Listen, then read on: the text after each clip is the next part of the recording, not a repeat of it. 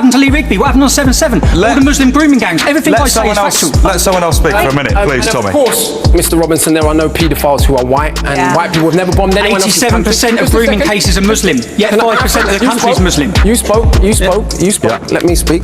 Now, this is exactly the issue, is what I'm saying, right? As much as I agree with what's being said about this man and his organisation, right? We focus on fringe bigots rather than dealing with the real central issue that we have a political system.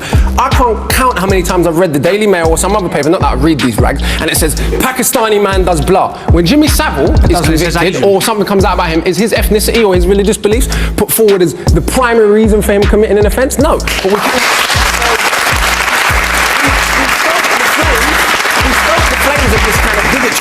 Right, and then act shocked when it comes up. No one's prepared to explain what I've said as bigotry. One second.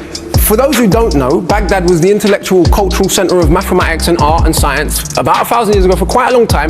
No one blames Islam for that. So negative people who happen to be Muslim, yes, of course, it's your religion that causes it. But if you pioneer mathematics and science and introduce algebra into Europe and the guitar and coffees and lemons, that's not because you're Muslim. Well, the people... Okay. I'm going to get the opposing view from Dippu here for a minute. This is exactly what I said at the beginning of the programme.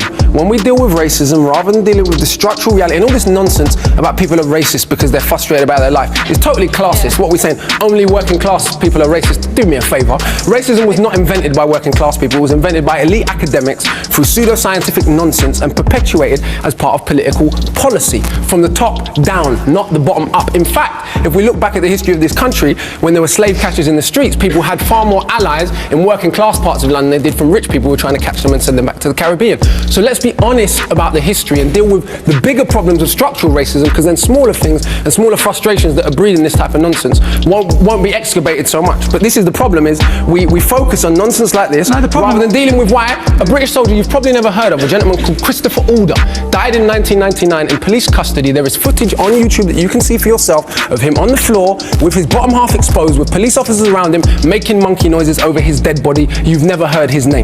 Why?